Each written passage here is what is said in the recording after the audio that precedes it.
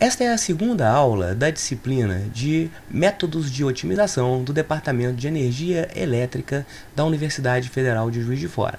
Meu nome é André Marcato, meu e-mail está aqui embaixo. Muito obrigado por estar assistindo e fique à vontade para entrar em contato.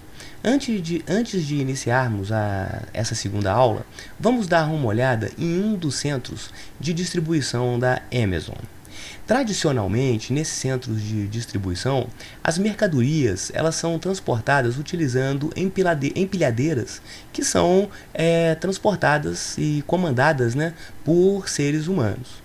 Nesse centro de distribuição, com tecnologia robótica da Amazon, as mercadorias são todas organizadas em estantes, né, com construção padronizada, e essas estantes devem ser levadas a operadores humanos que vão fazer a separação de mercadorias, né, para o envio aos consumidores. Então, quando um operador humano necessita de uma estante, né, o robô mais próximo ele vai até a estante, pega essa estante e transporta até o operador humano, depois leva essa estante novamente para o local anterior, né? Então existe toda uma tecnologia ali, né, para a construção de robôs, mas o nosso foco aqui vai ser a otimização, né? Quando um operador humano, né, escolhe um determinado produto e esse produto que está numa estante, né, e deve ser levado até ele, qual o robô que está mais próximo? Quando você vai computar a trajetória que esse robô vai fazer, né, do ponto que ele está até a estante, levar para o operador humano e retornar a estante ao local original, qual que é a menor trajetória? Quando o robô ele chega próximo ao operador humano, ele vai parar. Será que ele pode parar muito abruptamente? Ele tem que fazer uma desaceleração controlada, né? Porque senão o instante pode cair. Da mesma forma, né, quando ele vai partir, né, essa aceleração ela tem que ser controlada, né? Então você tem que otimizar os parâmetros, né, do controlador que vai determinar a parada e a aceleração.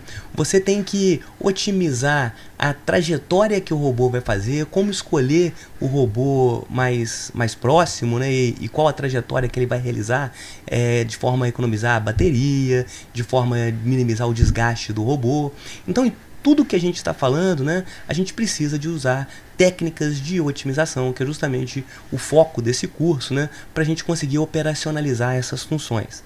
Além do robô propriamente dito, né, por trás disso tudo tem um site, né, um e-commerce que deve ser otimizado, né? Então como é que você vai disparar novas compras, como é que você vai programar as propagandas, né, que são veiculadas nesse site, tudo por trás dessa operação da Amazon.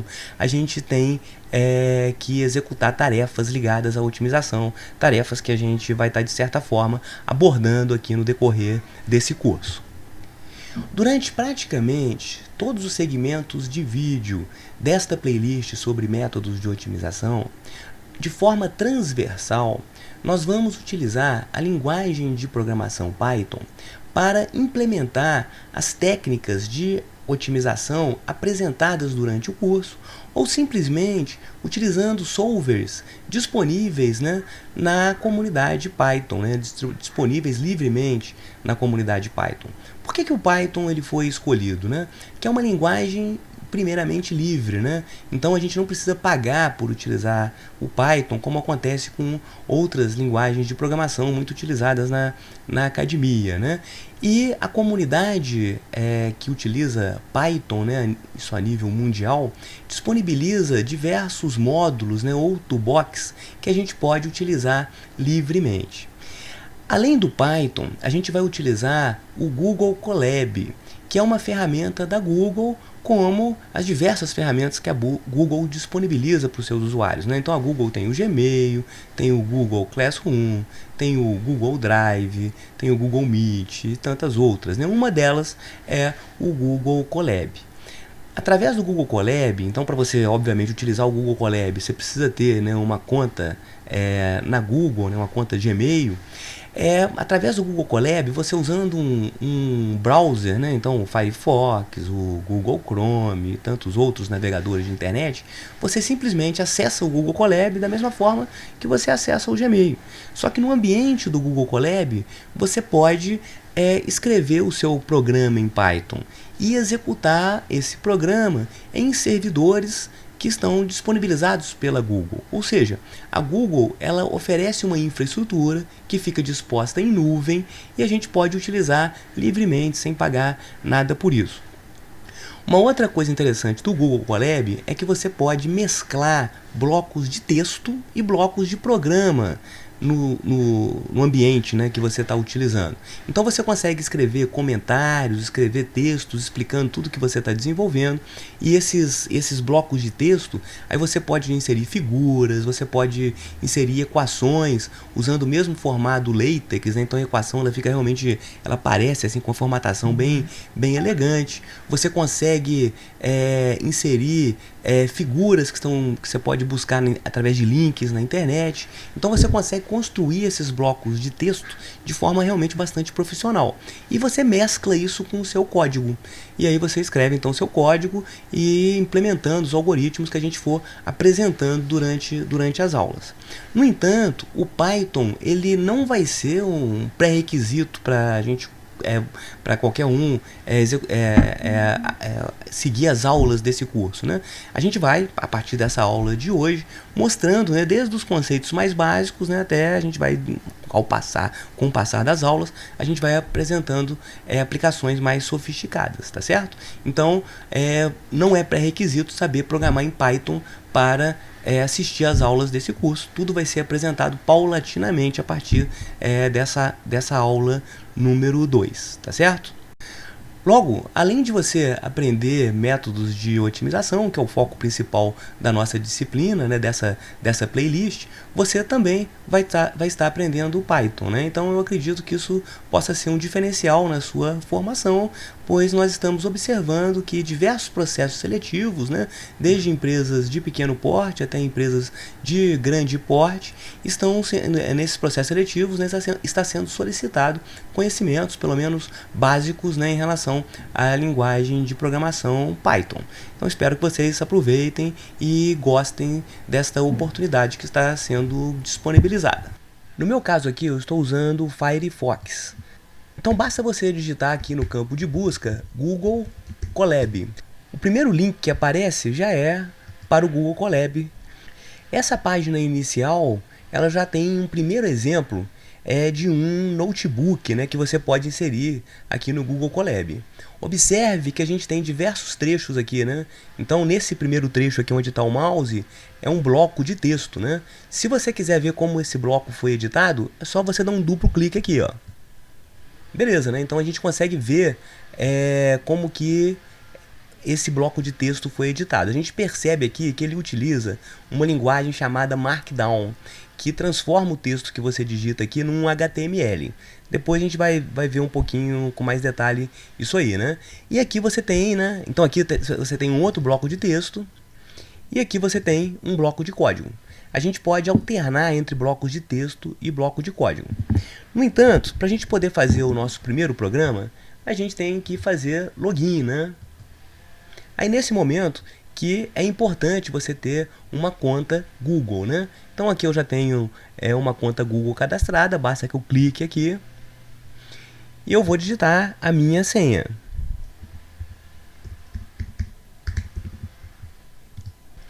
Muito bem, né? Então agora eu posso escolher entre um notebook, né, que já tenha gravado anteriormente, ou então eu posso optar pela construção de um novo notebook. Beleza. Eu vou novamente aumentar um pouquinho a resolução, né, para ficar mais fácil a visualização. Então observe o seguinte, né? Aqui tem um botão chamado conectar. Esse botão é importante porque quando a gente clica nele, a gente vai se conectar ao servidor da Google. Então nós vamos estar prontos para executar qualquer programa. Então, nesse momento, quando aparece essa marcação aqui, né, significa que o nosso notebook já está conectado ao servidor da Google. Então vamos colocar aqui um primeiro exemplo, né? Print primeiro exemplo. Quando você clica nessa setinha, ele vai mostrar o resultado, né, desse programa, né? Então já apareceu a impressão aqui, primeiro exemplo. Esse bloco que a gente acabou de preencher é um bloco de código. Se eu quisesse inserir um bloco de texto, é só passar o mouse nessa região. Aí aqui aparece lá bloco de texto. Legal. Então, o que a gente consegue fazer aqui, né? Utilizando essa linguagem Markdown, a gente pode escrever aqui, por exemplo, usando o jogo da velha, eu posso escrever: este é o meu primeiro programa em Python. Quando você clica fora da caixinha de texto, já vai aparecer lá, colocar aqui no meu, olha lá, este é meu primeiro programa em Python. E uma coisa interessante é que quando você clica aqui, já apareceu um índice, tá vendo? E aí se eu quiser ir para essa seção aqui, só clicar aqui, eu já vou lá para este é meu primeiro programa em Python, tá certo? E a gente consegue mover, né, tanto os blocos de texto quanto os blocos de código. Se eu clicar nessa setinha aqui, esse bloco ele vai ser movido para cima, ó. Beleza. Se eu quiser agora inserir um novo bloco de texto, basta clicar aqui novamente, passo o mouse, texto. Então eu poderia, usando agora dois jogos da velha, eu poderia escrever agora, por exemplo, exemplo 1. Clico fora e aí a gente tem aqui como se fosse um subtítulo. Observe que meu índice aqui vai sendo construído, né? Então se esse meu programa ele tiver muito grande, a gente consegue navegar muito rapidamente por esse programa. Uma outra coisa que a gente tem aqui é uma seção de arquivos, né? Então eu vou clicar aqui, aí aparece arquivos em que a gente pode arrastar para cá, então um arquivo com uma imagem, um arquivo com dados, e a gente pode acessar esses arquivos para executar alguma tarefa relacionada ao nosso programa.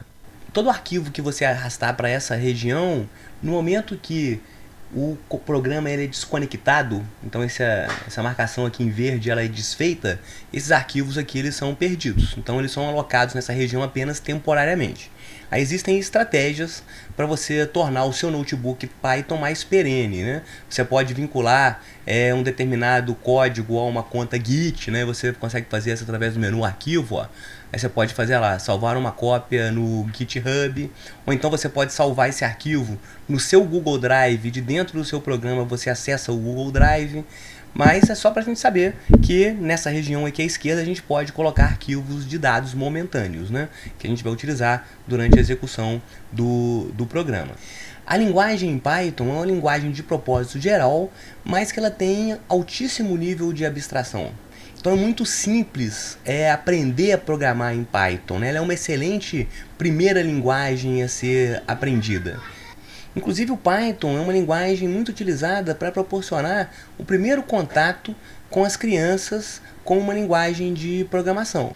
Vamos substituir esse exemplo agora por uma cerquilha dupla para indicar o subtítulo. Eu vou colocar assim, trabalhando com variáveis e tipos de dados. Aqui no lado direito, né, aparece já uma projeção, né, do que como vai ficar meu bloco de texto, né? Então eu vou inserir agora um bloco de código. Vou usar o comando print 42. O que esse comando vai fazer, né? Ele simplesmente vai imprimir o que está entre parênteses, né, que é o parâmetro do comando print.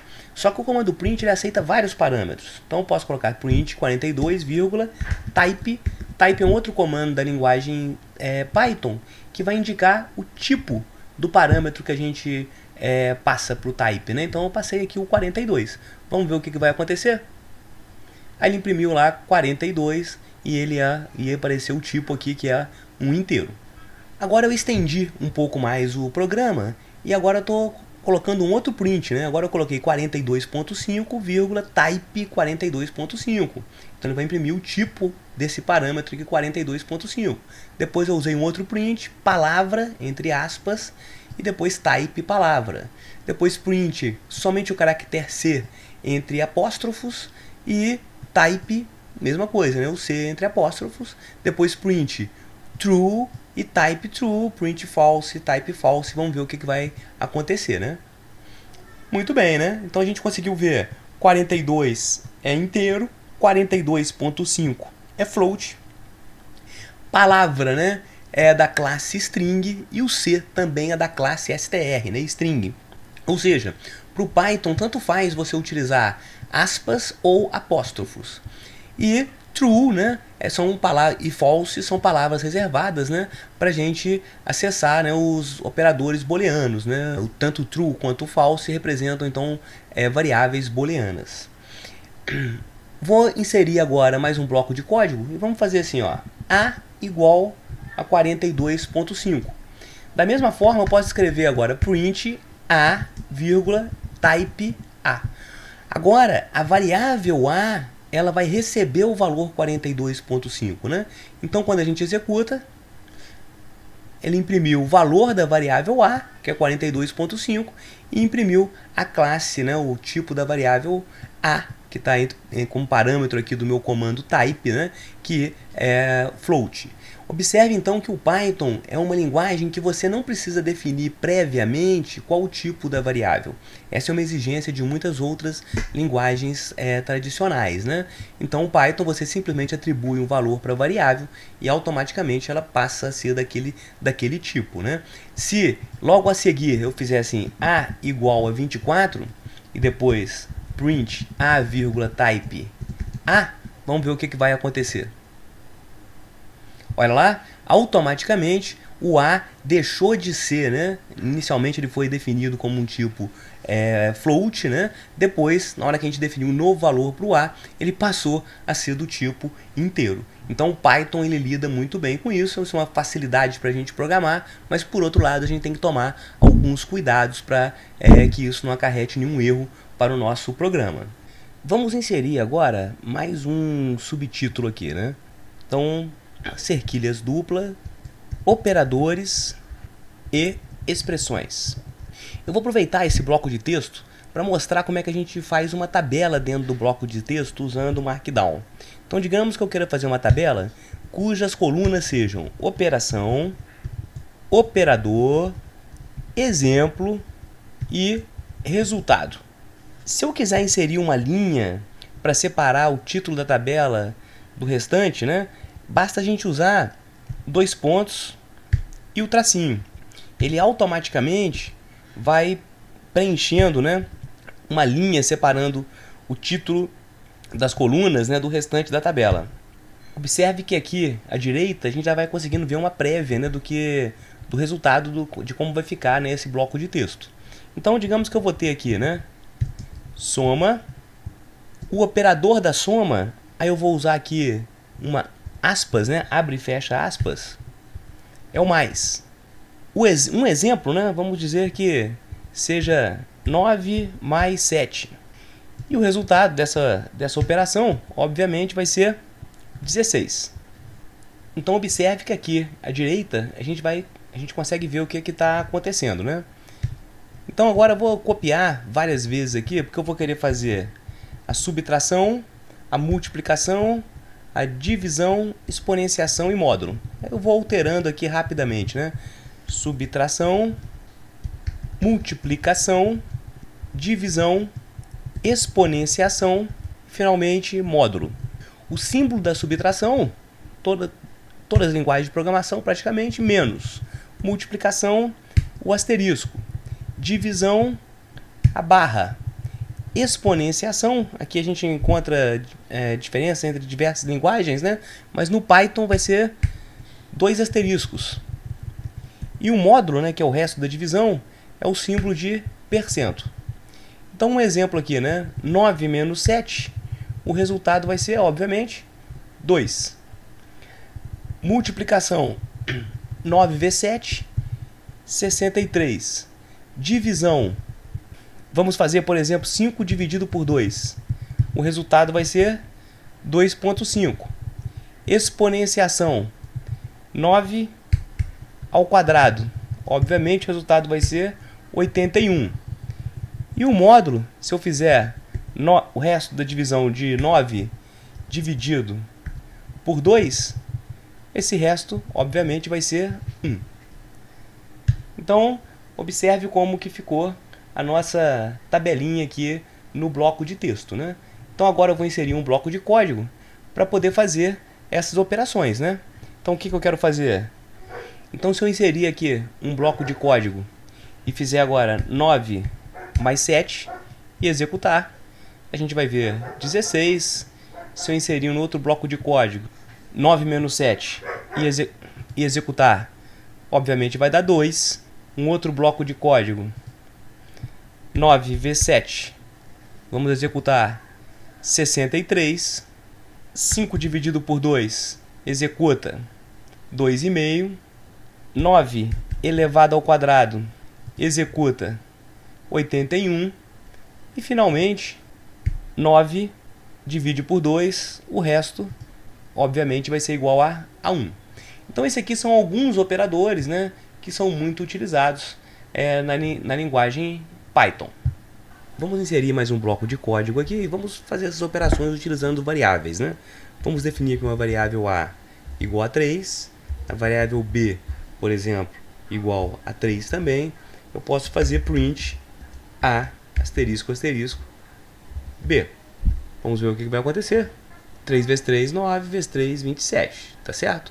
Então, todos esses operadores, ao invés de serem aplicados sobre constantes, eles também podem ser aplicados sobre variáveis, tá certo? Vamos criar agora um bloco de texto e vamos colocar aqui um subtítulo, trabalhando com listas, que é uma característica muito forte da linguagem Python, né? Vamos colocar agora um bloco de código.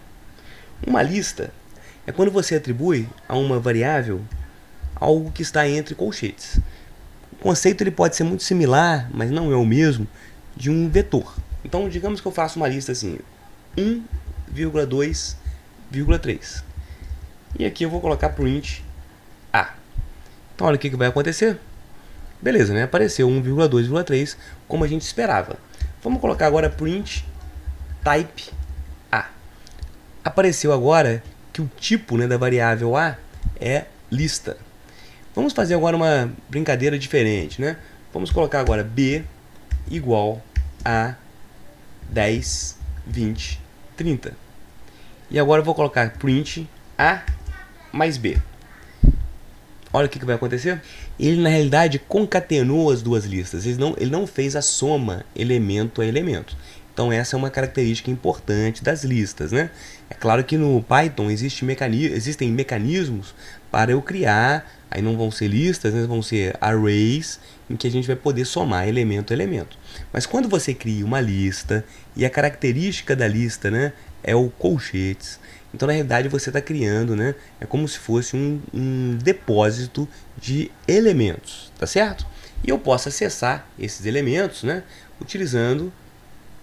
Então, quando eu faço print A e o índice 0, eu vou acessar o primeiro elemento, né? Ele imprimiu aqui o elemento 1, né? O segundo print está simplesmente mostrando o tipo da variável A, que ela é uma lista. Eu vou até apagar isso aqui agora, que a gente não precisa mais. Se eu colocar, olha que interessante, né? Print 2, A2, ele vai imprimir o último elemento da lista, né? Então, observe que o índice desse primeiro elemento aqui é 0, esse segundo elemento é 1 e esse último elemento é 2. Agora, a referência é circular. Então, olha que interessante, né? Se eu colocar print A menos 1, o que vai acontecer? O 0 nesse elemento, então o menos 1 automaticamente vem para cá, para o 3. Então, olha o que vai acontecer? Print A menos 1 vai imprimir exatamente o elemento 3. Se eu colocar A menos 2, quem que ele vai imprimir? Olha lá, o 2, né? Porque aqui é o 0, o menos 1 é esse, o menos 2 vai ser esse elemento aqui. É por isso que ele imprimiu o 2. Se eu colocar A menos 3, ele vai imprimir o 1. Olha bem, Então a forma de você acessar os elementos ela é circular, tá certo? Sempre a referência aqui vai ser o zero. Então esse índice aqui vai ser 0, esse índice aqui vai ser 1 e esse índice aqui vai ser 2. Uma outra aplicação interessante da lista é que a gente pode percorrê-la utilizando o comando for. Então olha que interessante, eu faço assim, for elemento in A, que é a minha lista. E aqui eu vou colocar print elemento. Olha que interessante o que vai acontecer, né? A gente vai percorrer todos os elementos da minha lista A, que é 1, 2, 3, e em cada passada, né, desse laço for, o elemento vai assumir um dos meus elementos da minha lista. Então olha o que vai acontecer. Olha lá, ele imprimiu esse primeiro print aqui, eu vou até apagar, né, que na realidade é esse primeiro print aqui, né, um A-3. Para não confundir, eu vou apagá-lo aqui, né? Então olha que interessante. Olha lá, 1, 2, 3. No Python, a utilização do for ela pode ser feita, né, em diversas formas muito mais sofisticadas, né? Se eu fizer aqui, ó, em A mais B, olha o que vai acontecer. A mais B, ele vai concatenar as duas listas e eu vou percorrer elemento a elemento dessa lista concatenada, né? Então ele passou por 1, por 2 e por 3. 10, 20 e 30. No Python ainda tem mais uma característica legal, que a gente pode usar um comando chamado enumerate. Então olha o que eu vou fazer aqui. For i, vírgula, elemento in enumerate A mais B. E agora eu vou fazer o que? Print i, vírgula, aí eu vou colocar uma string aqui, só para separar, elemento. Então olha o que vai acontecer aqui, aí automaticamente vocês vão entender como é que o enumerate funciona. Peraí, para não confundir, vou apagar esse for que a gente tinha feito anteriormente. Vamos executar novamente. Olha que interessante. O enumerate, ele retorna sempre dois valores. Ele retorna o i, que na realidade é a posição que a gente está percorrendo a lista. Então o i vai começar sempre no 0. E o próprio elemento.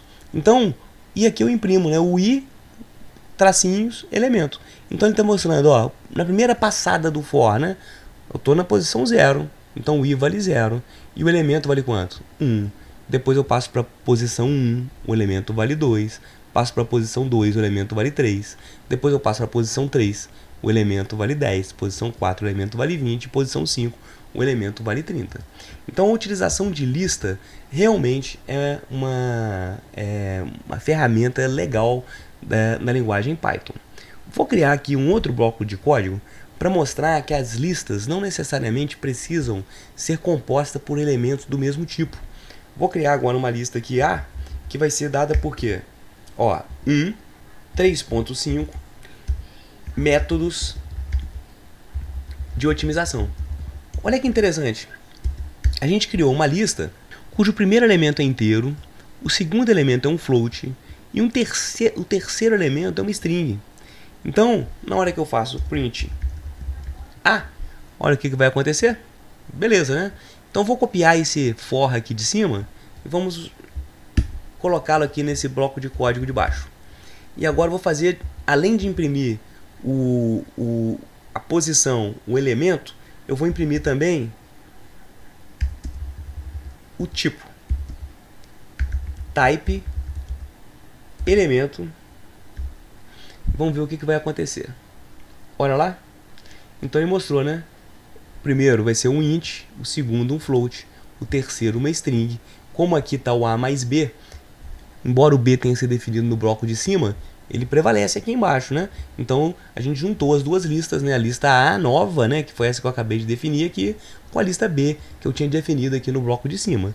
Então ele concatenou as duas listas e mostrou agora, né, a posição. Eu estou imprimindo o i, tracinho, tracinho, o elemento e o tipo, tá certo? Então a gente vê que a gente conseguiu misturar numa mesma lista elementos inteiros, float e string.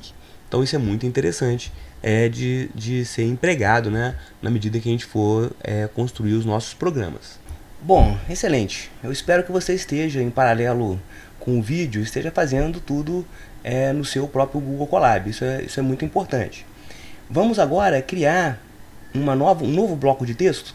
Novamente eu vou usar cerquilhas dupla e vou colocar aqui trabalhando com tuplas. E vamos colocar aqui mais um bloco de código. Observe que o nosso índice está sendo formado aqui à esquerda, né? A gente consegue rapidamente ir para o início do programa, trabalhando com variáveis e tipos de dados, operadores e expressões, trabalhando com tuplas. Então observe como que o ambiente do Google Colab ele facilita realmente a sua vida, né? Você consegue navegar pelo seu programa, deixar tudo muito bem organizado.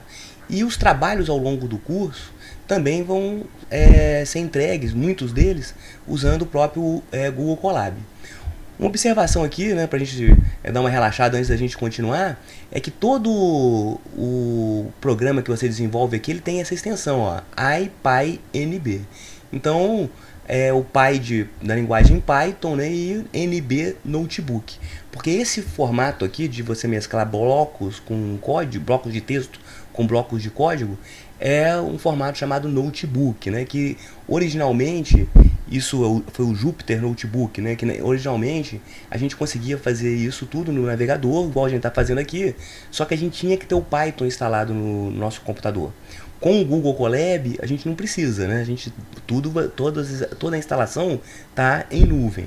Quando a gente usa o Jupyter Notebook, a gente consegue fazer tudo no navegador, só que tem que ter a instalação na máquina local, tá certo? Mas então acaba que essa extensão aqui a gente vai sempre utilizar, tá certo?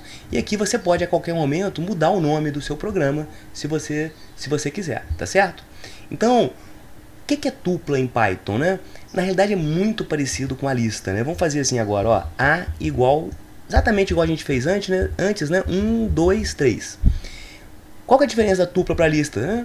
É que ao invés de você usar colchetes, na tupla você usa parênteses. Então eu vou colocar aqui, vou escrever print A, e depois mais embaixo eu vou colocar print type A. Vamos executar o bloco e ver o que ocorre. Olha bem, apareceu, né, ele imprimiu a minha tupla 1, 2, 3 e mostrou que o tipo da variável A é uma tupla.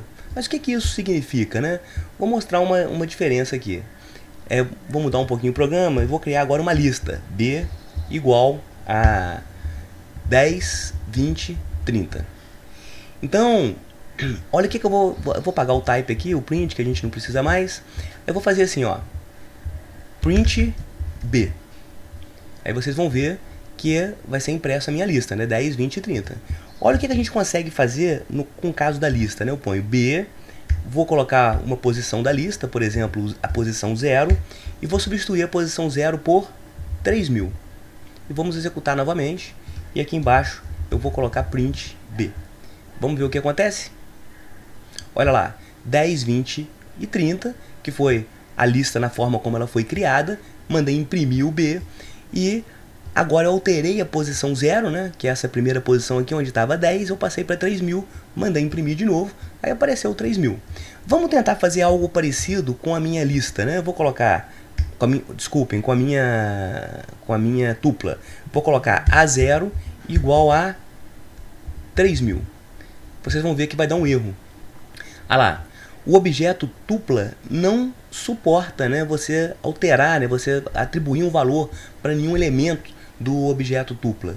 Então, a tupla é estático, ou estática, né? No momento que você define a tupla, você não consegue alterar individualmente cada um dos elementos. Então, tupla e lista são basicamente a mesma coisa, só que a lista, que é o caso aqui, né, da variável B, você consegue alterar o conteúdo individualmente de cada um dos elementos, e a tupla é estático. No momento que você cria a tupla, você não pode efetuar nenhuma alteração, né? Então eu vou apagar isso aqui, né, porque isso é um erro, né? E vamos rodar novamente o programa, vamos escrever aqui print A. Aí vai dar certinho agora, não vai dar nenhuma mensagem de erro. Vamos ver agora mais uma característica importante da linguagem Python, que é o dicionário de dados. Então vamos incluir um bloco de texto aqui, cerquilha dupla, trabalhando com dicionários. E vamos inserir um bloco de código. Digamos que eu queira criar uma estrutura para armazenar os dados dos móveis produzidos por uma determinada marcenaria. Então, vamos fazer isso através de uma lista. Eu vou criar aqui uma lista chamada móvel, e o conteúdo dessa lista vai ser, o primeiro elemento vai ser o nome do móvel, digamos que seja uma mesa. Depois eu vou querer inserir qual o lucro obtido pela venda de cada unidade desse móvel, 34,00. Em seguida eu vou colocar quantos minutos essa mesa consome de mão de obra para ser produzida, né, cada unidade. E depois eu vou querer colocar quantas unidades de madeira são necessárias para a produção de cada unidade da mesa. Então, aqui está a minha lista. Se eu escrever print móvel, a gente vai ver que a lista ela foi criada corretamente. Mas imagine que no decorrer da elaboração do programa, a gente tem que ficar acessando essas posições. É muito incômodo você ficar lembrando que na posição 0 da lista está o nome da mesa, na posição 1 está o lucro obtido e assim por diante. Olha como que a gente poderia fazer. Então vou apagar esse print móvel e vou substituir a lista por um dicionário. O dicionário de dados ele sempre é iniciado por chaves. Então, a gente tem a lista que é iniciada e fechada, né, com colchetes, a tupla que é iniciada e fechada por parênteses e o dicionário que é iniciado e fechado por chaves. Então essas três estruturas realmente são muito importantes para a linguagem Python. Como é que funciona o dicionário, né? A gente vai fazer assim, ó. Eu vou criar nome, dois pontos, e aí eu vou colocar o quê? Mesa.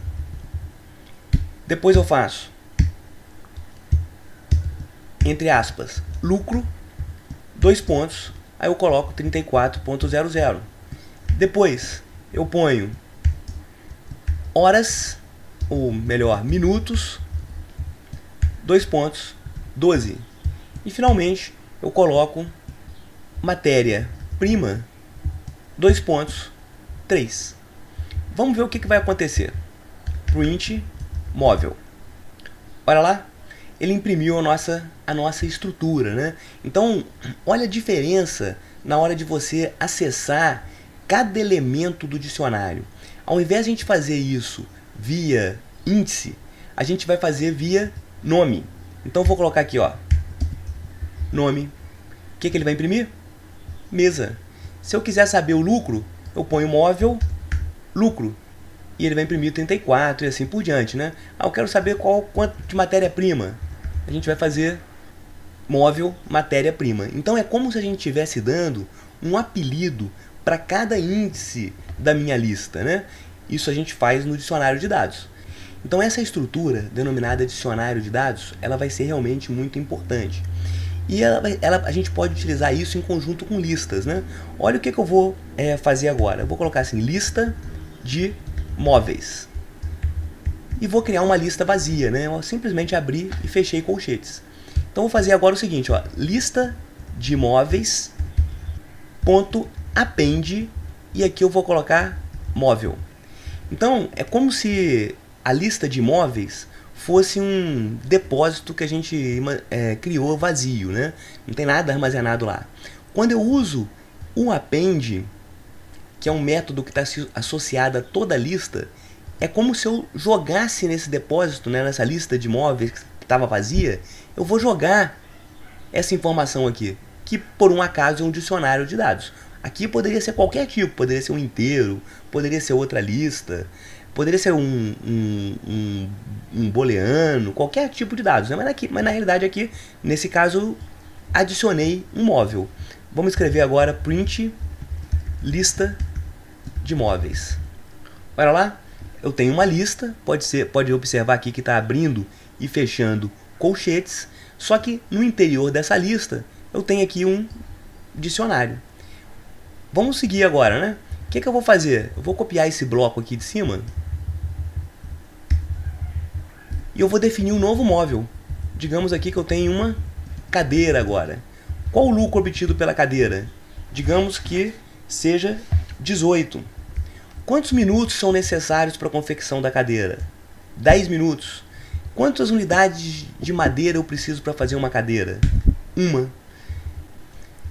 Agora eu vou fazer um novo append. Eu vou colocar lista de móveis.append móvel. E vou imprimir a minha lista, igual a gente estava fazendo antes, né? Vamos rodar agora esse bloco. Olha que interessante, ele mostrou a minha lista, pode ver que eu estou abrindo e fechando colchetes, só que agora eu tenho um dicionário que representa a minha mesa e um outro dicionário que representa a minha cadeira. E agora a gente pode fazer, vou apagar esse print, eu posso percorrer todos os elementos da minha lista de móveis. Então eu ponho elemento, for elemento in lista de móveis. Dois pontos. Eu vou agora dar um print, por exemplo, print elemento. Vamos ver o que vai acontecer? Olha lá, imprimir o primeiro elemento e aqui eu imprimi o segundo elemento. Um detalhe importantíssimo na linguagem Python que a gente não abordou ainda é a indentação.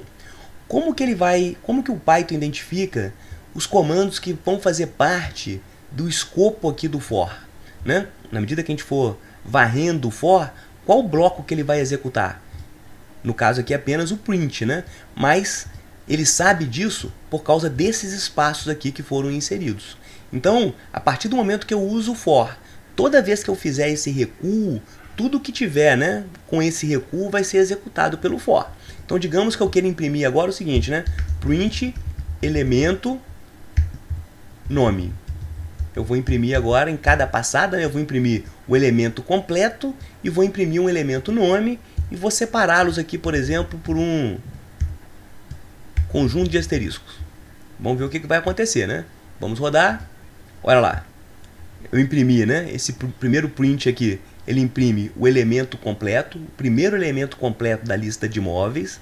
Depois, esse print aqui, ele está acessando apenas a posição nome desse dicionário, né? Então ele retornou mesa. Aí depois ele imprimiu o asterisco. Aí depois ele retornou, pegou o próximo elemento e fez a mesma coisa. Observe o que aconteceria se eu deixasse esse print aqui, ó, sem o recuo. Então ele passou a ficar fora do escopo do for, né? Anteriormente eu tinha usado apóstrofo, agora eu usei aspas, né? A gente já tinha visto que para strings, né, tanto faz utilizar apóstrofo ou aspas. Então a gente executa, olha o que aconteceu. Ele passou pelo primeiro elemento, depois imprimiu o nome, aí já foi para o segundo, imprimiu o elemento completo, depois imprimiu o nome. Agora que eu vi aqui que está caceira, né? Eu escrevi errado aqui, né? Teria que ser cadeira. E lá no final a gente imprimiu o print, tá certo? O print ficou fora do escopo do for. Então com isso a gente percebe que é muito interessante o uso de dicionário de dados nos nossos programas em Python e a gente vai fazer muita utilização desse recurso. Vamos executar novamente aqui, né? Só para aparecer o nome cadeira corretamente, né? Tá certinho agora, beleza? Vamos seguir um pouquinho mais. Eu vou inserir agora um novo bloco de texto e vou colocar agora aqui traçando gráficos. Mais um subtítulo. E agora um bloco de código. Existem diversas formas da gente traçar gráfico usando o Python. Uma biblioteca muito famosa é a Matplotlib. Nesse exemplo, a gente vai usar uma biblioteca chamada Plotly. E vamos aproveitar para mostrar como que a gente importa bibliotecas para o nosso ambiente de trabalho. O comando a ser utilizado é o comando import. Junto com o comando import, é muito utilizado também o comando from. Então, quando você tem uma biblioteca muito extensa, como por exemplo é a Plotly, internamente a essa biblioteca, a gente tem uma série de classes. Então, olha o que nós vamos fazer. From Plotly import graph objects. Observe que durante o processo de digitação, ele já vai nos ajudando, né? Graph objects. E vou colocar sgo. Então o que esse comando ele tá fazendo, né? Da biblioteca Plotly ou do módulo Plotly, que é disponível para a gente poder utilizar, eu estou importando a classe GraphObjects, que é uma classe que permite que a gente trace gráficos. O problema é que associado a essa classe, a gente tem uma série de funções, que também são denominadas métodos, que eu posso traçar diferentes tipos de gráficos. Toda hora que eu for acessar uma função aqui do GraphObjects, que a gente tem que fazer? Eu teria que fazer o seguinte, né? Graph objects ponto e digitar o nome da função que eu quero utilizar. Por exemplo, figure, que serve para a gente poder criar uma figura. Para a gente evitar de toda hora ter que ficar digitando esse nome aqui, que é relativamente extenso, Graph Objects, o Python permite que a gente dê um apelido para esse nome. E isso é feito através do comando da diretiva as, né? Então eu coloco from plotly, então estou me referindo aqui à biblioteca ou o módulo mãe, e aqui eu estou especificando uma classe dessa biblioteca. Então do módulo plotly eu estou especificando a classe GraphObjects e estou dando um apelido para essa classe que é chamada GO. Então agora o que a gente consegue fazer? Eu vou definir uma variável que chama, vou dar um nome, esse nome aqui eu estou escolhendo aleatoriamente, chamei de fig. Estou dizendo o seguinte, ó, fig igual a go.figure. Então agora eu estou chamando uma função da GraphObjects e já vou especificar o seguinte, ó, data, que é um parâmetro dessa função, é igual a go.bar. Então eu estou especificando que eu quero traçar um gráfico do tipo barra, e aqui eu tenho que especificar, né, qual o conteúdo que vai, quais os dados desse gráfico, né, que isso é feito através de uma lista, 2, 3, 1. Então observe bem, né, o que eu estou dizendo? Esse goFigure, eu estou especificando que eu quero criar uma figura. Como parâmetro dessa figura, eu tenho que falar os dados, dizer quais são os dados, e eu estou dizendo que esses dados eles vão compor um gráfico de barra. Eu estou colocando go.bar. E vamos executar e ver o que. Não posso esquecer de colocar fig.show. Esse comando é que vai mostrar a figura que a gente está acabando de, o gráfico que a gente está acabando de traçar. Pronto, tá ali, apareceu o gráfico. Uma grande vantagem do Plotly em relação ao Matplotlib é que ele é interativo. Então quando eu passo o mouse aqui sobre as barras, olha bem, aparecem os pontos, tá certo? Então aqui o 0, 2, né, que eu respondo esse 2 aqui, o 1, 3, o 2, 1. E a gente poderia, aí com o decorrer do curso a gente vai fazer isso, né? Eu posso dar título para o gráfico, posso inserir legenda. Posso usar o comando aqui, ao invés de gráfico, eu posso usar o scatter. Olha o que vai acontecer, né? Ao invés de ser um gráfico de barra, passou a ser um gráfico de linha. E a gente pode fazer uma série de mudanças aqui. A gente vai usar muito realmente essas alternativas que o Python oferece de traçar gráficos. E o Plotly é uma ferramenta interessante. Então, no caso da Plotly, ela já é uma biblioteca que já vem pré-instalada no servidor que a Google disponibilizou para a gente, com o Python. Caso eu queira utilizar uma biblioteca que não esteja previamente instalada, isso vai acontecer daqui a pouquinho, a gente tem que usar um comando específico, a gente tem que executar esse processo de instalação. Só mais um detalhe aqui, né, se a gente quisesse colocar, né, o valor aqui do eixo X, se fosse, por exemplo, a gente só acrescentar mais uma lista aqui, né, eu ponho X igual, por exemplo, a janeiro, fevereiro, março. Aí para ficar coerente, né, a dimensão dessa lista aqui tem que ter a mesma dimensão que essa outra lista aqui. Só executar, né? Tá lá, né? Janeiro, fevereiro e março. Dá pra gente fazer muitas outras coisas e a gente vai explorar isso um pouco mais à frente. Uma outra biblioteca muito usada no Python é a biblioteca NumPy. Vamos inserir aqui então mais um subtítulo: a biblioteca NumPy. Observe que o nosso índice... Opa, acabou que eu inseri um bloco de código a mais. Observe que o nosso índice está cada vez maior, né? Este é o meu primeiro programa, trabalhando com variáveis, operadores e expressões. Estamos lá na biblioteca NumPy. Essa biblioteca é muito utilizada em diversas tarefas que nós vamos realizar. É uma biblioteca que trabalha com diversas funções numéricas, né? Manipulação de array, inversão de matrizes, funções matemáticas mais complexas. Todos esses métodos já estão implementados no NumPy, né? E eu acredito que seja uma das bibliotecas mais utilizadas na linguagem Python. Ela já vem previamente instalada no Google Colab, né? Então, se você quiser utilizá-la, basta inserir import num. Observe que ao começar a digitar, já apareceu o NumPy aqui. É só clicar e vamos dar um apelido, né? Ela é tão utilizada que normalmente a gente dá um apelido para ela de NP, tá certo? Então aqui a gente tem diversas funções, né? Por exemplo, né? Digamos que eu queira calcular a raiz quadrada de um número, né? A gente põe np.sqrt9. Aí eu venho, print A, vai aparecer lá o 3, né? Tá certo? Então, algumas funções importantes, né? Por exemplo, a criação de arrays, né? Então a gente pode fazer assim, A igual a np.zeros, e aqui você vai colocar o formato dessa matriz de zeros, né? Então basta você colocar, por exemplo, 2,2, e você pode dizer qual o tipo, né? Você pode colocar dtype igual a int, por exemplo. Então a gente vai criar uma matriz de zeros inteiros, né? Então basta escrever aqui print A. Tá lá, apareceu 000, né? A nossa matriz.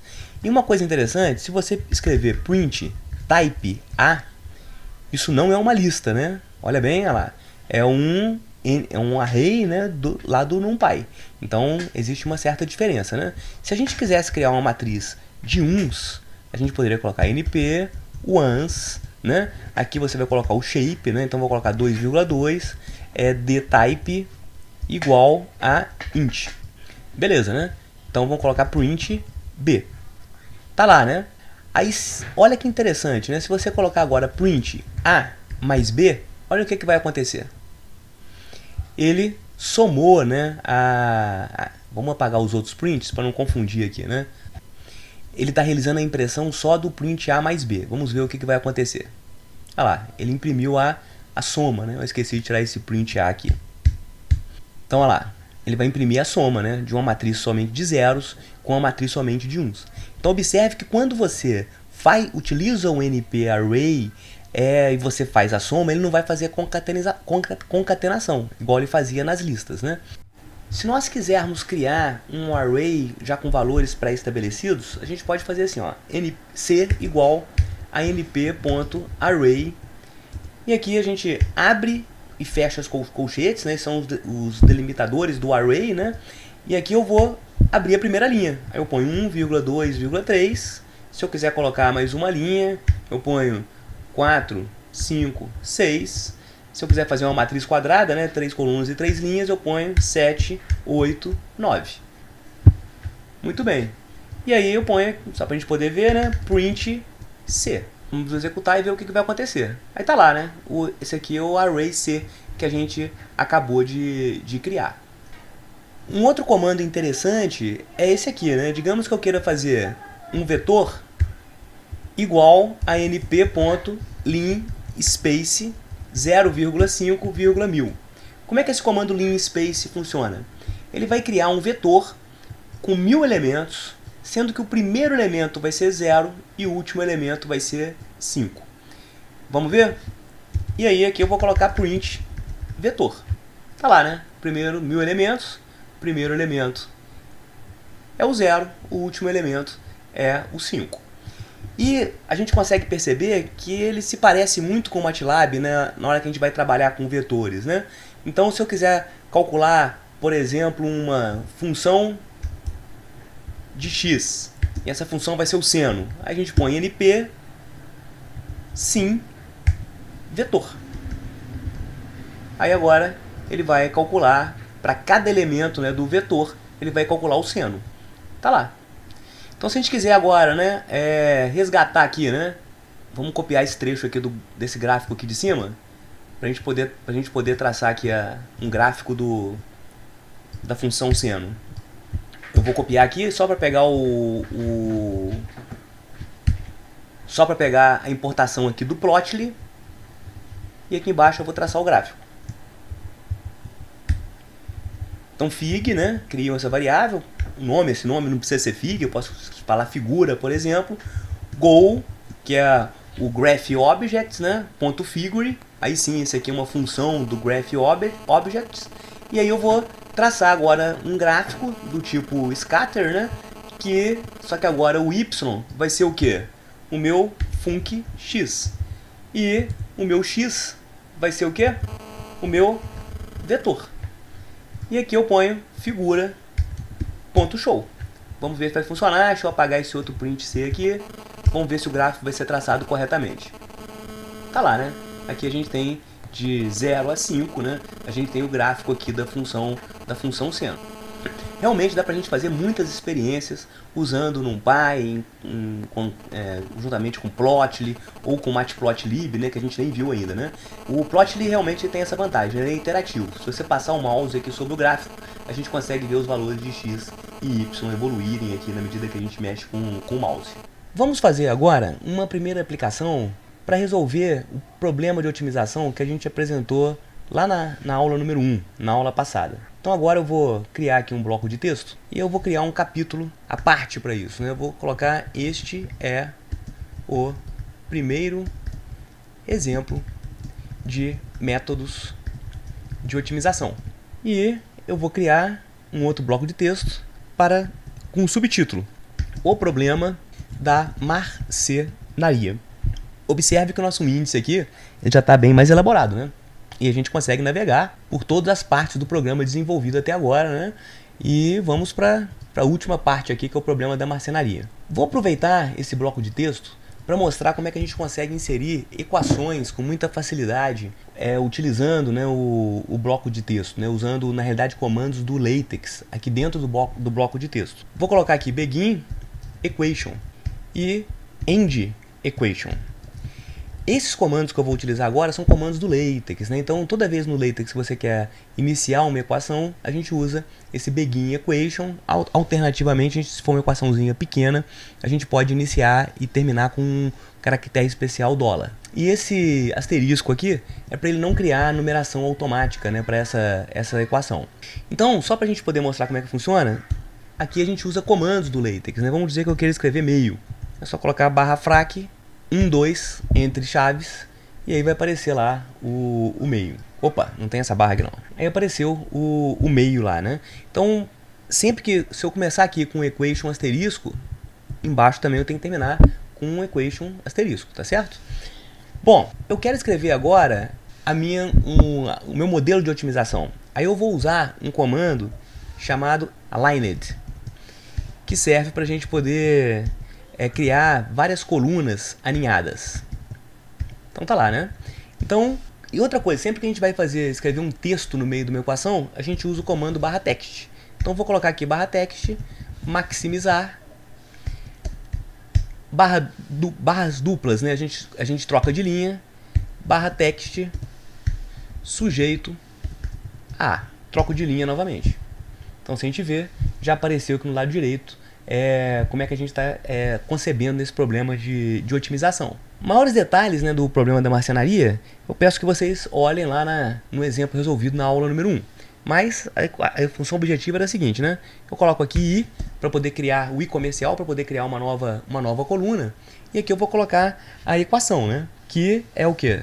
34.0, nem vou colocar o ponto 0, 34 vezes m é variável de decisão, o número de mesas que serão produzidas, mais 18 vezes c, que é o número de cadeiras a serem produzidas, tá certo? Olhando aqui a gente percebe que ficou muito colado, né? O maximiza com 34. O que a gente pode fazer? Colocar uma coluna intermediária aqui, né? Que aí vai aparecer um espaço aí que vai ficar mais confortável visualmente a equação. Então a gente já conseguiu fazer a nossa função objetivo. Eu vou escrever as restrições na linha de baixo. Para tanto, eu tenho que pular duas colunas, né? A primeira restrição é a mão de obra, né? A gente precisa de 18 minutos, 12 minutos, na realidade, para poder fazer uma mesa. Então, 12 vezes m mais 10 minutos para poder fazer uma cadeira. Isso tem que ser menor ou igual. Aí, para aparecer o símbolo de menor ou igual, no LaTeX a gente usa /LE, né? Less or equal. Como a gente tem 8 horas de área, 8 vezes 6 dá 480 minutos. Então tá aqui a primeira equação. Inequação, né? A segunda inequação refere-se à quantidade de unidades de madeira que a gente vai gastar num dia, né? Cada mesa são 3 unidades de madeira, mas cada cadeira gasta 1 unidade de madeira, menor ou igual que 72. Então observe como, aqui no lado direito, o nosso problema de otimização está sendo descrito de forma bem amigável, né? Então facilmente a gente vai ver como é que esse modelo ele foi construído, né? E a gente tem as restrições de não negatividade, né? Novamente eu vou pular duas colunas e o número de mesas a serem construídas tem que ser maior ou igual. Aí você põe greater equal 0, pula para a próxima linha e o número de cadeiras tem que ser maior ou igual a 0 também. Com isso a gente conseguiu escrever, usando uma notação matemática relativamente elegante, né, a formulação do nosso problema. É claro que você leva um tempo para poder memorizar todos os comandos do LaTeX, né? Mas depois que você assimila esses comandos, é muito interessante a gente utilizar essa codificação do LaTeX, né, para escrever as equações, né, nesses blocos de texto do Google Colab.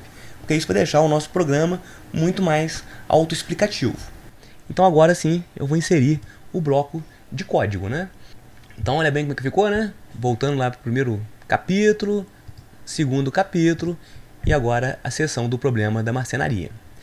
Para resolver um problema de otimização, um dos toolbox disponíveis livremente em Python é o CVX-OPT. Então, esse toolbox também ele já está pré-instalado, né? Então a gente não precisa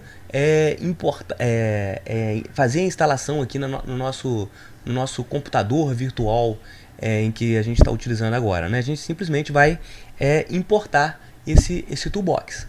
Então, from CVX-OPT.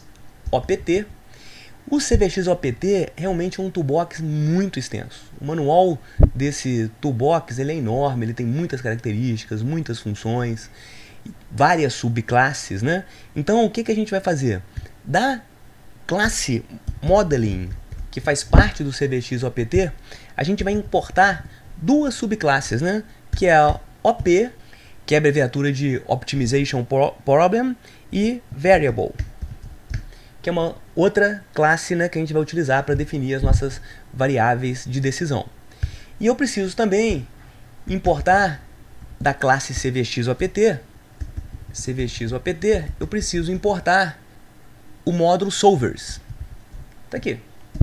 Então essa classe aqui, OP, ela vai servir para a gente definir o problema de otimização. Essa classe Variable, ela vai servir para a gente definir as nossas variáveis de decisão. E essa classe Solvers vai servir para resolver o problema de otimização.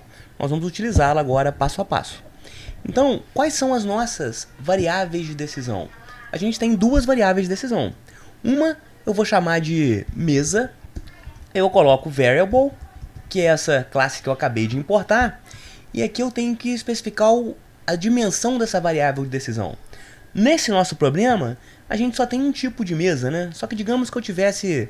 Se a minha marcenaria fizesse 3 ou 4 tipos de mesa, a gente poderia associar essa variável de decisão um vetor. Nesse nosso caso, a gente só tem um tipo de mesa. E aqui a gente adiciona um nome para essa variável de decisão. Por exemplo, quantidade de mesas por dia. Beleza. Qual que é a minha outra variável de decisão? Cadeira. Então eu vou dizer que ela é uma variable. Também tem uma dimensão. Nesse problema simples, né? A gente só faz um tipo de cadeira. Quantidade de cadeiras por dia. Se a gente rodar o nosso programa, por enquanto aparentemente não aconteceu nada, né? Mas eu posso, por exemplo, escrever aqui, né? Print type mesa. Vamos ver que tipo de variável é essa mesa, né? Olha bem, ela é uma classe CVX-OPT Modeling, que é justamente o que a gente definiu aqui, Variable, tá certo? Então, a partir desse momento, a gente criou a nossa variável de decisão. Agora, eu vou colocar apenas uma linha de comentário aqui no meu programa, definindo a FOB. A FOB, a gente viu na aula passada, é o apelido que a gente dá para função objetivo. A nossa função objetivo, a gente pode colocar aqui, né? FOB igual, ou então eu posso chamar simplesmente de objetivo. Esse nome aqui, ele é livre, né? Vamos deixar FOB mesmo. FOB é igual a quê? 3 vezes mesa. Mesa é um vetor de variáveis de decisão, só que eu só tenho um elemento. Então eu vou acessar o elemento zero. 3 não, né? Na realidade, qual que é? Olhando aqui a nossa função objetivo, né? 34. 34 vezes mesa. Mais 18 vezes a minha segunda variável de decisão, que é cadeira. É um vetor de variáveis de decisão, então eu coloco cadeira 0. Então tá lá a minha função objetivo. Novamente, eu posso escrever aqui, só para a gente poder ver, FOB. E eu vou colocar também print type FOB. Vamos ver o que vai ser mostrado para nós. Então, olha bem, primeiro ele imprimiu a FOB, né? Olha bem, é uma função linear de tamanho 1, né? Então, termos lineares da função de tamanho 1, né? Olha bem, coeficiente da variável quantidade de mesas, né, é 34, né, 3.4 vezes 10. O coeficiente da variável quantidade de cadeiras é 18. Então a gente viu que a nossa FOB está construída corretamente. E aqui quando eu faço print type FOB, ele mostra que é uma classe cvx.opt modeling, só que aqui é uma função. Beleza? Vamos seguir. Eu preciso agora especificar as minhas restrições. Então, definindo meu conjunto de restrições. Como nós podemos fazer? A gente vai fazer uma lista vazia e eu, paulatinamente, vou adicionando restrições a essa minha lista, né? Então, a gente coloca restrições.append. Vou colocar minha primeira restrição, né? Que é o quê?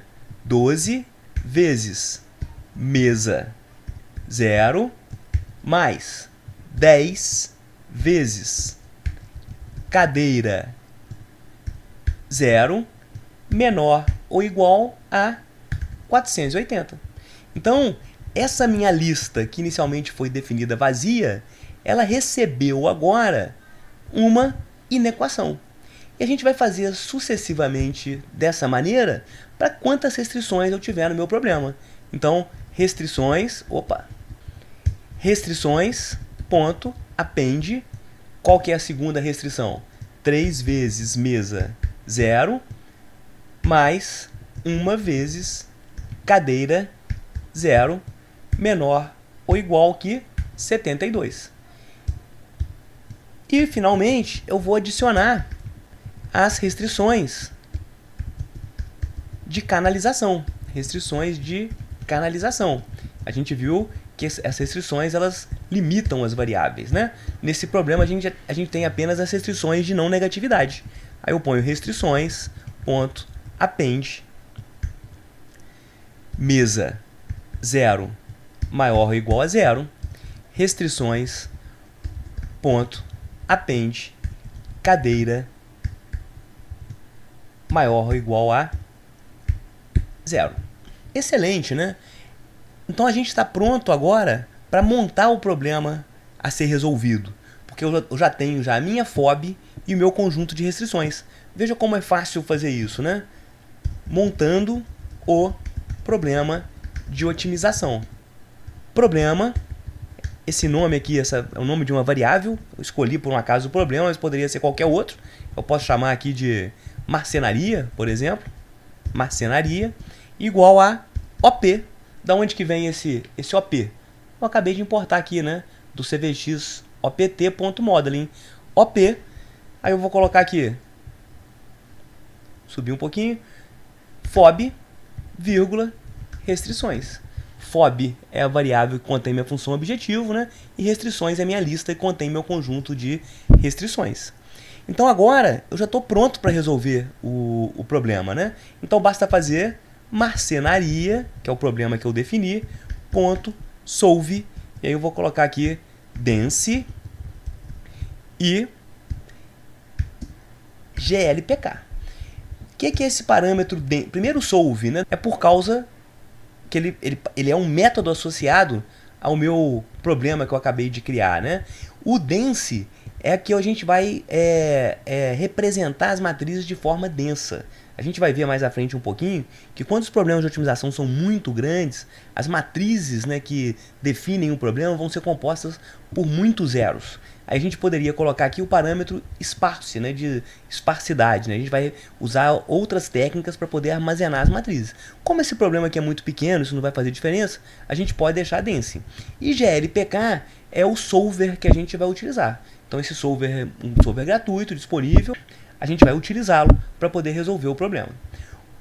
Um detalhezinho que ocorre aqui é o seguinte: esse solve, ele parte do princípio que a FOB é uma função de minimização.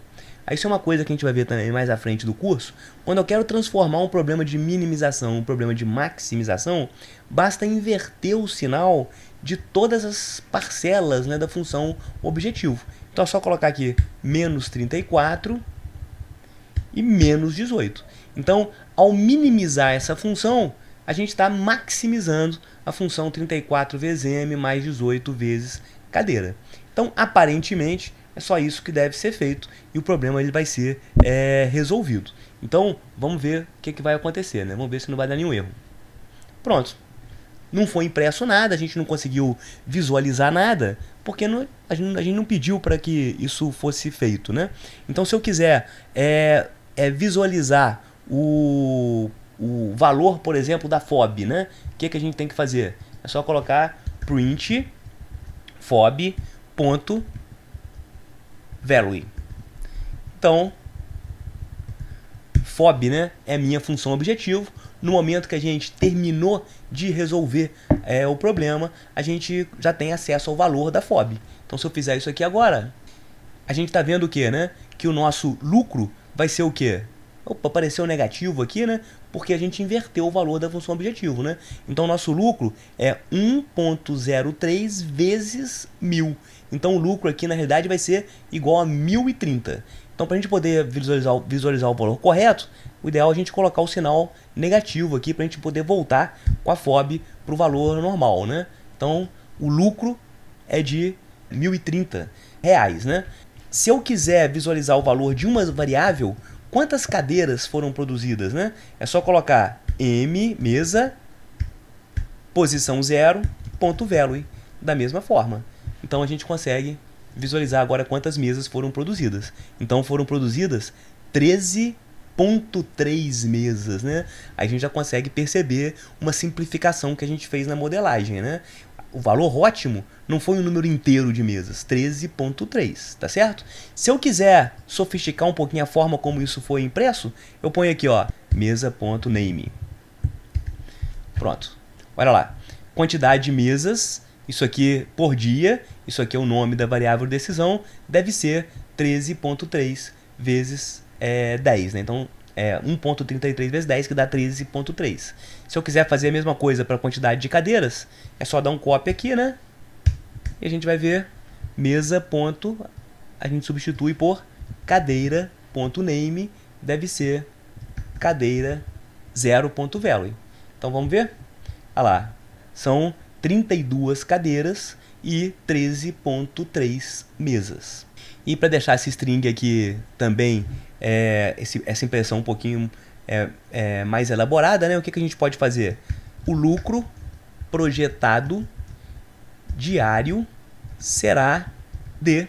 Aí agora você vai ver uma impressão um pouquinho mais elaborada, né? O lucro projetado diário será de R$ 1.030. A quantidade de mesas produzidas por dia deve ser 13,3. E a quantidade de cadeiras produzidas por dia deve ser de 32. Então, o lucro, que é a minha FOB, foi calculado como R$ 1.030 por dia. Como que esse lucro é obtido?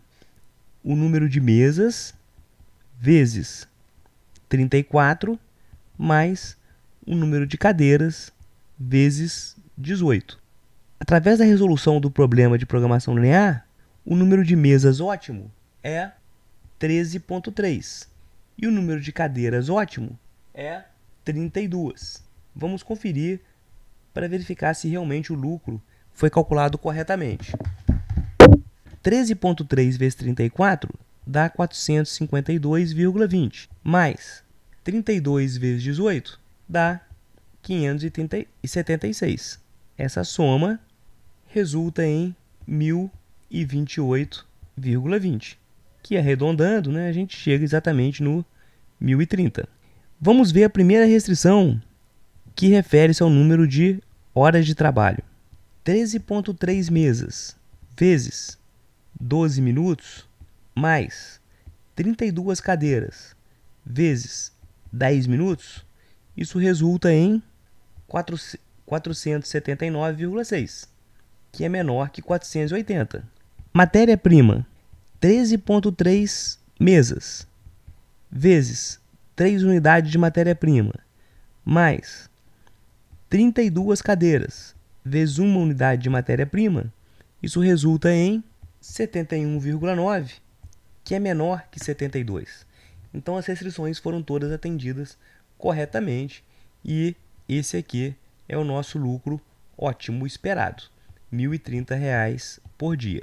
Tem uma funcionalidade muito interessante do CVX-OPT que vale a pena a gente mostrar de uma vez aqui, que é a impressão das variáveis duais ou multiplicadores de Lagrange.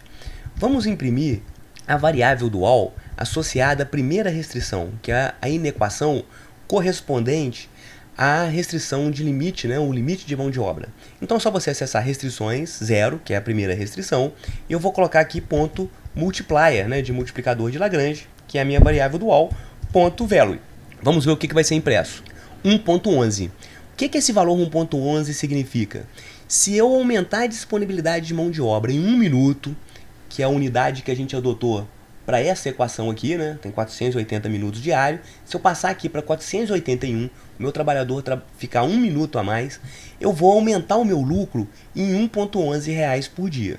Só para a impressão ficar mais correta, né? O que eu vou colocar aqui, né?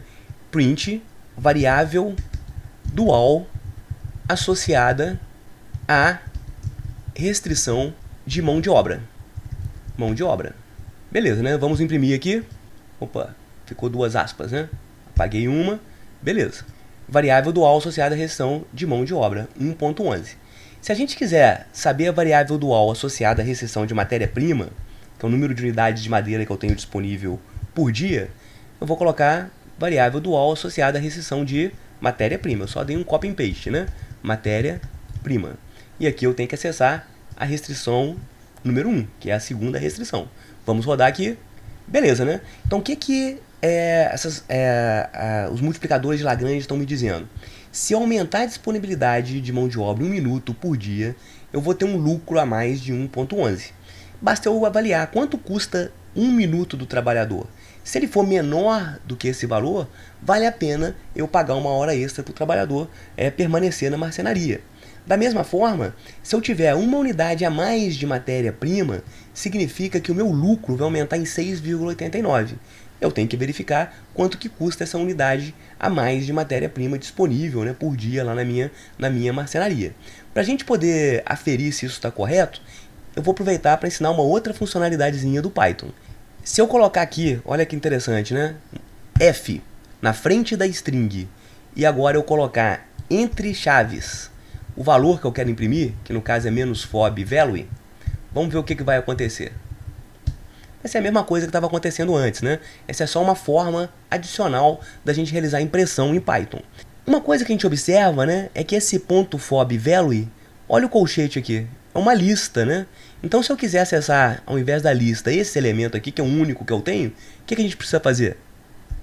0. Então estou acessando a posição 0. Beleza, né? Aí apareceu agora, ele está imprimindo o valor corretinho, ele não imprimiu agora no formato científico, ele imprimiu 1.102933. Então por isso que a gente observou aquele errinho lá, né, na hora que a gente foi fazer as contas, né, que ele estava arredondando. Então 1029,33. Se eu quiser imprimir apenas com 2 casas decimais, é só colocar aqui 2 pontos, ponto 2F. Vamos ver? Aí ele imprimiu só com 2 casas decimais, olha lá, que eu especifiquei que eu queria 2 casas decimais. Beleza? Então vamos memorizar esse valor 1029,33, que é o lucro que a gente obteve, né? E agora o que eu vou fazer? Eu vou relaxar aqui a quantidade de matéria-prima. Eu vou passar de 72 para 73 e vou resolver o problema novamente. Quanto que a gente obteve? 1036,22. Se nós fizermos a diferença, né? 1036,22 menos 1029,33, a gente obtém justamente os 6,89, que era o multiplicador de Lagrange que a gente tinha calculado anteriormente, tá certo? Então veja a importância, né, da utilização do multiplicador de Lagrange. Então eu vou voltar aqui agora com 73 para 72 para a gente voltar para o problema da forma como ele foi concebido originalmente. Só para a gente poder fechar esse programinha de otimização, vamos fazer um gráfico com a decisão ótima. Para tanto eu vou voltar um pouquinho aqui e dar um copy and paste desse trecho de código aqui. Então se eu vou marcar, Ctrl C, eu vou apertar aqui para poder voltar para o ponto que a gente estava. E aí, vou dar um copy and paste, vou dar um paste aqui agora, né? Vou colar esse trechinho aqui que a gente importa a biblioteca Plotly. Eu vou colocar aqui em cima junto com os outros imports. E agora eu vou fazer uma alteraçãozinha aqui, né? O que eu vou colocar aqui? Mesa 0.value. Então, com um único detalhe, né? A gente tá vendo que na hora que a gente imprime a quantidade de mesas, isso aqui tá com uma lista, né? Eu quero pegar a primeira posição da lista. Eu vou colocar 0 aqui. E vou pegar o cadeira 0.value. Vai ser o segundo elemento da minha lista aqui que vai compor o eixo Y. Novamente eu vou abrir e fechar colchetes. E tirar esse último elemento. Vamos ter 2 elementos só. Ao invés de fazer um scatter, eu vou fazer um gráfico de barra. E aqui no eixo X, né, eu tenho mesa e cadeira. Só executar, tá lá, né? Então a gente tem um gráfico em que a gente consegue ver, né? São 13.33 mesas e 32 cadeiras, tá certo? Se a gente mudar algum parâmetro aqui no modelo de otimização, se por exemplo eu diminuir o lucro da mesa, se eu colocar o lucro da mesa igual, por exemplo, a 12, com certeza vai mudar aquele gráfico lá, né? A decisão foi não fazer nenhuma mesa, né? Que o lucro é muito baixo e você gasta 3 unidades de madeira para poder construir uma mesa. Então com isso você pode fazer diversas brincadeiras, né? Uma missão que eu vou deixar para vocês é interligar com um dicionário de dados. Então você vem aqui no dicionário de dados e a gente tem todos os dados aqui do problema no dicionário de dados. Então o ideal seria a gente, na hora de montar o problema de otimização, em vez de eu pegar aqui, escrever 34, 18, a gente poderia pegar essas informações do dicionário de dados. E depois, na hora que a gente quisesse alterar alguma coisa, era só alterar lá dentro do dicionário de dados. Tá certo? Mas o programa, né, vamos rodar ele novamente, né, eu voltei aqui para 34, né, o lucro de cada mesa. E aí a gente tem o gráfico aqui, né? Eu vou deixar agora por conta de vocês para inserir título para o gráfico, um título para o eixo X, um título para o eixo Y. O objetivo desse segmento de vídeo foi proporcionar a vocês um primeiro contato com a linguagem Python e o ambiente Google Colab. E também mostrar, né, a utilização de um primeiro toolbox de otimização, o CVX-OPT, que está diretamente associado à nossa disciplina. Quando eu formei em 1995, tinham 7 anos apenas que a internet chegou ao Brasil. A internet chegou no Brasil em torno de 1988. 10 anos depois, em 1998, é que a Google foi criada. Então, quando eu formei, em 1995, a gente tinha realmente pouco acesso à internet. Era muito limitado, o conteúdo era praticamente nulo, o acesso era e-mail e poucas aplicações. Fato totalmente diferente ocorre hoje em dia, né? Nessa época, né, em 98, 1995, a maioria das pessoas que estão me assistindo talvez não tivesse nem nascido ou naquela época eram apenas crianças, né? Então, hoje a gente tem muito acesso, muita facilidade de acesso à informação, principalmente em relação à linguagem Python. A partir desse pontapé inicial que a gente deu, eu acredito que vocês terão condições de avançar, fazer outros exemplos, estudarem outras aplicações e realmente se aperfeiçoarem. No decorrer da disciplina, a gente vai utilizar muito a linguagem Python e vocês vão entregar diversos exemplos, né, diversos exercícios, utilizando lá o IPy Notebook. Então espero que tenham gostado. Até a próxima. Se tiverem dúvidas, né, quiserem entrar em contato, fiquem à vontade para me contactar através do e-mail aqui embaixo.